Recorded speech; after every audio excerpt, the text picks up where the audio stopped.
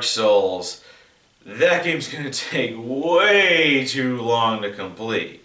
So instead, I'm gonna play a JRPG that would take a lot less time to finish. I know that you're probably wondering what I think about Dark Souls. Well, I think it's got a great presentation, really good atmosphere, an amazing setting, and it looks beautiful. The game lives up to its legacy of being one of the most difficult games ever made. While the game is inherently difficult by design, I feel that the game doesn't really explain things to you all that well, and the controls seem rather complicated for a controller, and they feel just slightly clunky. Nothing bad, and from what I played, I think it's a good game, but its difficulty from the get-go may turn some players away from it. Instead, I'm going to review a game that I've been wanting to do for a very long time, and it's a game that I've been wanting to go through again. I normally stay away from RPGs because of their length, however I will review them if I've played and beaten them in the past. I have a pretty extended history with Final Fantasy VII. When I was around 13, my mother got my dad a PlayStation for his birthday. So while at Kmart, my dad was looking at games, I pointed this one out to him and he bought it. He played it for 5 minutes, took it out, and proceeded to play one of the Tomb Raider games. Needless to say, he didn't like it, and I never saw it in action. So one day I sat down, popped it in because I was curious as to why my dad didn't like it. And since then, I was hooked. It was a game that I loaded up whenever I had the free time or when my parents weren't watching TV. I loved playing this game. I even had the Bratty Games strategy guide. I read it so much that the spine wore out and needed to be taped back together. It was my first real JRPG, as nearly all the ones from Squaresoft, as they were known at the time, were on the Super Nintendo, which was a system that I didn't have, so I missed out on games like Chrono Trigger, Final Fantasy VI, which was renamed to 3 when it came to America. This was a whole new world for me, so I went into it very carefully as I didn't know what games were JRPGs and not. YouTube didn't exist back then, and gaming media wasn't anywhere near the powerhouse that it is now. We had to look at the back of the box and take a gamble on it, and gaming magazines pretty much sucked when it came to reviews, and using the internet on a 56K modem wasn't helpful in getting game footage to see what the game was like. You mostly heard about games through word of mouth from other kids at school, or from stumbling upon it in a display case at a store. Gaming news was very primitive back then, and just think, the Atari days were like the Stone Age for gaming news. Even though I grew up during a time when the internet wasn't as widespread as it is today, I found ways to entertain myself as a kid. But nowadays, when the internet goes out, I sit there wondering, what did people do before the internet? Final Fantasy VII means a lot to me as a game, as it was my first true introduction to JRPGs. And it's a game that means a lot to Square Enix too. It was their very first game on the PlayStation and was their first 3D game. Originally the game was supposed to be another 2D sprite-based game for the Super Nintendo and was going to take place in New York, and it was going to be a detective story. It was being developed alongside Chrono Trigger, but was halted, and some of the elements from the original draft of Final Fantasy VII were implemented into Chrono Trigger. The New York setting was scrapped but was put into Parasite Eve. The sorceress character known as Edna was used for Final Fantasy VIII. Because they bought Power Animator and Soft Image 3D software, they felt that the series would be left behind if they didn't switch to 3D. So they developed a tech demo called Final Fantasy SGI for Silicon Graphics Onyx workstations. It showed Final Fantasy VI characters rendered with 3D polygons. Because of the massive memory requirements, CD-ROMs were required, and since Nintendo decided to use cartridges for the N64, Squaresoft switched to the PlayStation. Final Fantasy VII was the most expensive game to develop for its time, resulting in a cost of $45 million to develop and $100 million for marketing. And that's a total of $145 million for 1997, and in today's dollars, when figured for inflation, that's $213 million. The game consists of 3D environments but have a pre-rendered overlay over them, and it gives the environments a sensation of realism. It's basically a bare bones environment in a box with a JPEG laid over it, which is the best example I could come up with right now. But not every environment is done this way. When traveling the world map, it's all in 3D. The battle screens are also done in 3D, and all the characters are 3D as well. And any FMV sequences are also animated with the pre-rendered environments. It's noticeable as the background sort of blinks or hops when it's changing from in-game to FMV. It's not a bad thing, but it does show how far we've come, as at the time it looked really cool. I'm playing the original PlayStation version that's available on the PlayStation 3, as you can tell by how pixelated the game looks. If I had thought about it, I would have gotten the PlayStation 4 version, which is the PC version that was upscaled for HD. As mentioned earlier, the graphics are pre-rendered environments, so you'll never see them up close as the camera stays at a set distance and only follows the character from that distance. but they do look really good, nearly looking realistic, back in the standard definition days anyway. On HD you can see the pixelation. The character models for traversing the world environments are done in a chibi style, and when you look at artwork for the game that was not used in the instruction manual, the models reflect the style. For in battle, the models are more detailed and reflect the art style you see in the manual. The music is really memorable. Everyone knows One Winged Angel or Fight On or Ares theme, and they pretty much know every track in the game as it has some of the most iconic music ever made. The gameplay consists of traveling the world, fighting random battles, and solving puzzles. Unlike previous Final Fantasy games, there's no job system. While it was something that they were going to put in, it was later dropped, but remnants of the job system are still in the game,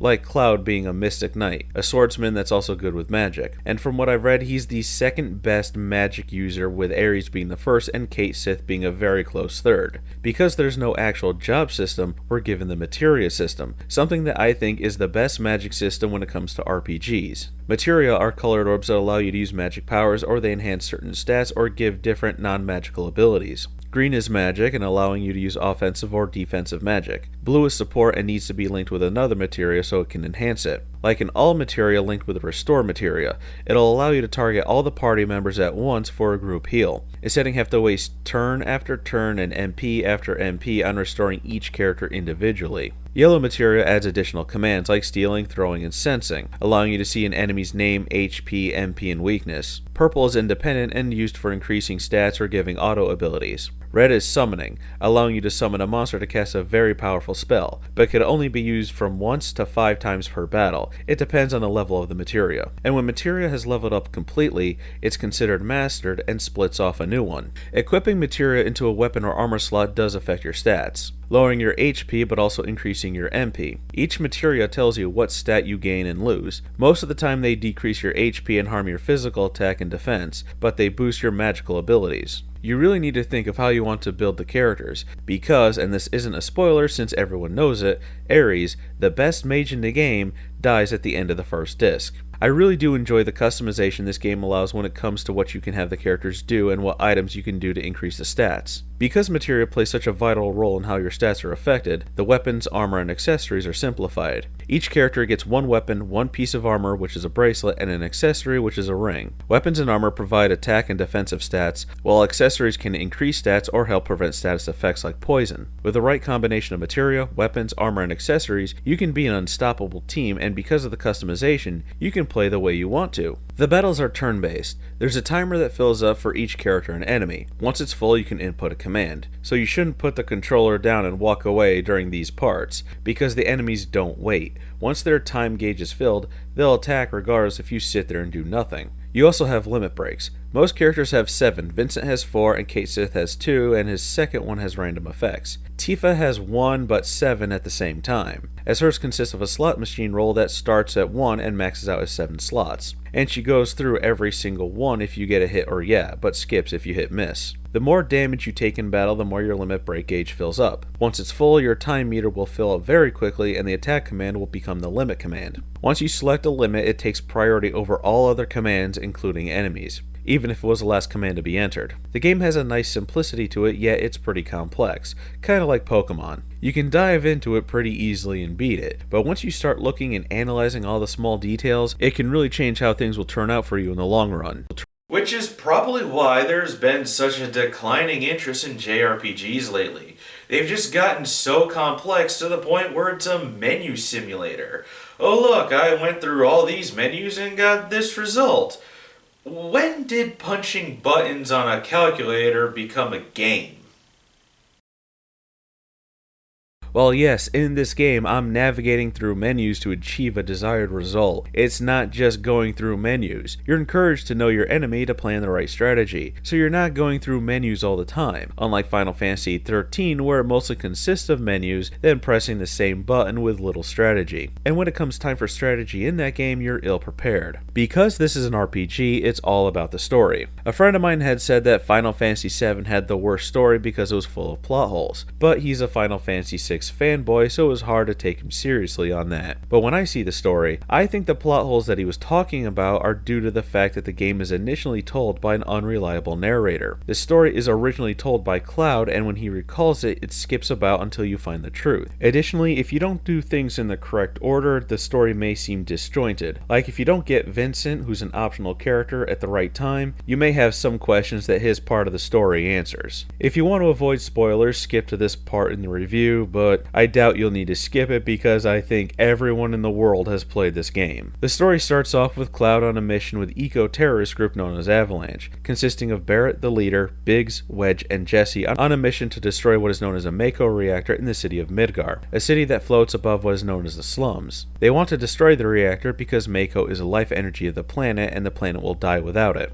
Cloud doesn't care and just wants to get paid as he's a mercenary. After the mission, he meets with Tifa, his childhood friend, who he promised that he'd help her if she was ever in trouble, and that Cloud wanted to be like his hero Sephiroth and join the military group called Soldier. So Cloud, Barrett, and Tifa head to another reactor to blow it up, but they're ambushed by the Shinra Power Electric Company, and Cloud falls from the catwalk and into the slums where he meets Ares, whom is pursued by the Turks. Essentially, they're the mafia that work for Shinra. Cloud and Ares escape, and Ares reveals that her former boyfriend was also in Soldier. They find Tifa going to the wall market to be some guy's bride. They dress Cloud up like a woman to infiltrate and save Tifa, and they learn that she was working undercover and find that Shinra knows that Avalanche is in the Sector 7 slums and plan to destroy the pillar that's holding up the Sector 7 plate to crush them. Shinra succeeds, but Cloud, Barrett, and Tifa make it out. They head to Ares' house as she was kidnapped by saving Barrett's daughter. They learn that Ares is the last of the Ancients, a race that could talk with the planet and that she could lead Shinra to the Promised Land, a legendary land that is rumored to be full of Mako energy. The three infiltrate Shinra headquarters where they find that Shinra wants to start the Neo Midgar project, a new city built on the Promised Land where it's rumored to be full of Mako energy. They save Ares but are captured. They're put into holding cells but are let out. It's found that Sephiroth has come and killed everyone. They escape Midgar and Cloud tells his version of the Nibelheim events, where he and Sephiroth went to his hometown. Sephiroth learns of Genova, an ancient and his supposed mother. He learns of the experiments done to him and is driven insane by it. He plans to go to the Promised Land with his mother to destroy humanity for taking the planet from the Ancients who were known as the Cetra. They head to Junin to board a ship there as Shinra is also looking for Sephiroth. Sephiroth reveals himself on the boat, and then they fight a piece of Genova that Sephiroth had stolen. They continue chasing Sephiroth, heading to the Golden Saucer, and Barrett needs to confront his past and kills his former best friend who has been driven insane as Shinra destroyed their hometown. They head to Cosmo Canyon and learn about the Lifestream, which Shinra makes into Mako energy, and without it the planet will die. Red 13 discovers his father wasn't the coward that he thought he was, and Ares comes to the conclusion that Sephiroth isn't a Cetra, and that she's the only one left. They travel to Cloud and Tifa's hometown, which is rebuilt and populated with Shinra employees, pretending that nothing ever happened, and they find Sephiroth in the basement of the Shinra mansion. He asks Cloud to join the reunion, which Cloud doesn't understand. He flees and the group pursues him to Rocket Town, and Sid joins the team. As they pursue Sephiroth, they learn that he wants to use the black materia to summon a meteor that will create a wound in the planet, which would send a Lifestream there to heal itself, and Sephiroth would be at the center, absorbing the Lifestream so he can become a god. They head to the Temple of the Ancients to get the black materia, only to find out that the temple is the black materia, and to get it, someone must be sacrificed. Kate Sith, which is a robot, stays behind, only for another to appear shortly after. Cloud becomes controlled by Sephiroth, gives him the black materia, and starts attacking Ares, and is knocked out. Ares comes to Cloud in a dream and says that she's going to stop Sephiroth, and the group heads to the lost city of the Ancients in the northern continent. They get into the cities, and Ares is killed by Sephiroth, who is actually a piece of Genova in Sephiroth's form. The group heads to Icicle Inn. They find records of Ares' birth and that Genova isn't a Cetra, but an alien being that can take on different forms and assimilate others into its being, gaining their memories and destroying the Cetra. Humans ran, but the Cetra sealed Genova away until it was found later by Professor Gast, who is dead by the time the events of the game take place. Along the way, you see people in black cloaks that are following Sephiroth. These are people who are injected with Genova cells to create Sephiroth clones. As when Sephiroth was a fetus, his biological mother and father were Shinra scientists, and thinking Genova was a Cetra, would be able to recreate the extinct race to find the Promised Land. Since Sephiroth as a child displayed a lot of promise, he became a super soldier, and from that, Shinra decided to make Soldier, an elite military group who are showered with Mako energy and injected with Genova cells to give them enhanced speed and strength. The group fights another Genova monster and recover the black materia. Cloud gives it to a party member as he doesn't trust himself, as he knows that Sephiroth can take control of him at any moment, and at the northern crater, Sephiroth shows that Cloud's memories are false and shows a black-haired swordsman in Cloud's place. And he tells Cloud that he was created by Hojo as a Sephiroth clone but was deemed a failed experiment. Cloud gives the real Sephiroth the black materia and Meteor is summoned. The planet's defense system, known as the weapons are awakened and Cloud falls into the lifestream. The group is arrested and taken to Junin where Sapphire Weapon attacks, but it's killed by the giant cannon in Junin as it blows its head off. The group regathers and they escape in the Highwind. They find Cloud in Mideel. He was washed up on the shores and shows signs of severe Mako poisoning. Tifa stays with him and the rest of the group leave to find the huge materia. Shinra plans to use the huge materia to destroy the meteor, but the group wants the huge materia to fight Sephiroth. As they're gathering the huge materia, Ultimate Weapon lands in Mideel and starts wrecking the place as the weapons are running amok because they can't find Sephiroth, who is the greatest threat to the planet, and are therefore targeting places that are sucking the lifestream from the planet, or at least places where a lifestream is concentrating. Tifa and Cloud fall into the lifestream and enter Cloud's subconscious. Tifa learns that Cloud never made it into soldier, but was just a regular military infantryman. The black-haired guy was Cloud's friend Zack. Cloud was using his helmet to hide his face in Nibelheim because he was embarrassed, but he was there and rescued Tifa, took the Buster Sword from an injured Zack, stabbed Sephiroth, got stabbed himself, but threw Sephiroth into the lifestream inside the Nibelheim Mako reactor. While Tifa was taken to safety by her karate instructor, Shinra came by and took the injured Cloud and Zack, and Hojo decided to experiment on them, dunking them in Mako after injecting them with Genova cells. They escaped confinement, but while Zack was fine, Cloud was suffering from severe Mako poisoning, which explains why he never made it into soldier. Cloud's mind was shattered from the events. He formed a new persona based around Zack and Tifa's memories and his own idealized version of himself. Zack gives Cloud a spare soldier uniform, because his Mako-soaked clothes were harming him. As they head for Midgar, Zack is killed and Cloud is left for dead as he was pretty much a vegetable, and that's when Cloud went to Midgar. Sephiroth, who was in the lifestream, was able to maintain his own will and went to the Northern Crater to make a new body for himself. His will was so strong that he was able to overpower Genova and take control of it, and therefore was controlling everyone who has Genova cells in them, which is why he could control Cloud. Cloud rejoins the group and finds that Ares has successfully summoned Holy, but Sephiroth is holding it back. Diamond Weapon appears and starts attacking Midgar. Kate Sith begs Cloud to go and help, revealing that his true identity is that of Reeve, one of the Shinra executives who is pretty much trying to bring Shinra down from the inside. As they head to Midgar, they find that the cannon from Junin has been moved to Midgar and connected to the Mako reactors. It destroys Diamond Weapon and destroys the barrier at the Northern Crater created by Sephiroth, which is why the weapons could not find him. Hojo, Shinra's top scientist, plans to fire another blast to give Sephiroth, who is Hojo's son, more Mako power, for none other to see what would happen as he sees his son as an experiment, not his child. Hojo injects himself with Genova cells and is defeated. With only a week left, the party descends into the Northern Crater and into the planet's core. Sephiroth's new physical form is defeated, but Cloud is taken out of his body and into the lifestream where Cloud fights Sephiroth inside the lifestream, and ends up defeating him, breaking any control Sephiroth would have had over him. Cloud returns back to the physical world and they find that they're too late, and Holy is unable to stop Meteor without destroying everything in the vicinity, but the lifestream appears under the command of Ares and pushes Meteor back far enough for Holy to destroy it and the day is saved.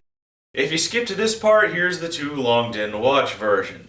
A whiny mama's boy gets his ass spanked by a guy with multiple personality disorder, his big-titted girlfriend, and his black friend with a machine gun for an arm. This is a game that means a lot to me, being my first JRPG, and being what I consider my first big adventure in video games, as all other games I played were platformers that could have been beaten rather quickly. But this was something that took me days. The first time I played this game, I got to the point of no return. I screwed up and forgot to get a bunch of stuff, as I was extremely ill prepared. So I started the game over because I was having a very hard time trying to beat the last boss. I restarted, got everything, and beat the game. However, the PlayStation was dying and didn't load the final cutscene, so I didn't see it, but I knew that I beat it. My third time playing the game, I did a speed run and beat it in about 16 hours, but still didn't see the last cutscene because the PlayStation was failing and badly at the time. It would lock up and music would skip constantly. I had gotten the PC version for my birthday one year, installed it and beat the game, and finally got to see the final cutscene. This is my 7th time playing the game. My 6th was on the PS Vita, and 5th was when a friend's girlfriend gave me her copy. Several years after this game was made, Squaresoft would merge with Enix, forming into Square Enix. This is a game that means a lot to Square Enix as well, as it was their first 3D game. They even branched it out with the sequel movie Advent Children, the cell phone game Before Crisis, a PSP game called Crisis Core, a PS2 game named Dirge of Cerberus, a 25-minute animated movie called Last Order, and a 28-minute one called On the Way to Smile, episode Denzel, a short story called The Maiden Who Travels the Planet, Planet, a series of short stories called On the Way to Smile, and one called Turks, The Kids Are Alright. There's 2 minigames on mobile phones, one based on the snowboarding minigame, and one for Android and iOS called G-Bike that's not out in America yet. A cafe run by Square Enix serves cocktails with frozen materia balls, and chocolates in the style of materia. And they also have pancakes with a Shinra logo on them. Tifa became one of 2 major sex symbols in gaming, the other being Lara Croft. I even had the figures that came out. In Japan they were sold individually, but were released as a whole set when they came to America. However, I lost them, but I do have this Tifa Gashapon figure. The game was pretty much the Sonic of JRPGs. You couldn't go anywhere without hearing about it. It had that catching fire effect. Everyone knew about it and played it. It's created a legacy, and Square Enix even knows of it, because they keep teasing at a remake of the game, going so far as to say they'll only remake it once a new Final Fantasy game they make gets the reception VII did. And as of lately, no Final Fantasy has gotten that reception, so it sounds like they're sabotaging themselves so they don't have to do a remake if they're going by that rule. Which is funny. Final Fantasy VI and IX have gotten slightly,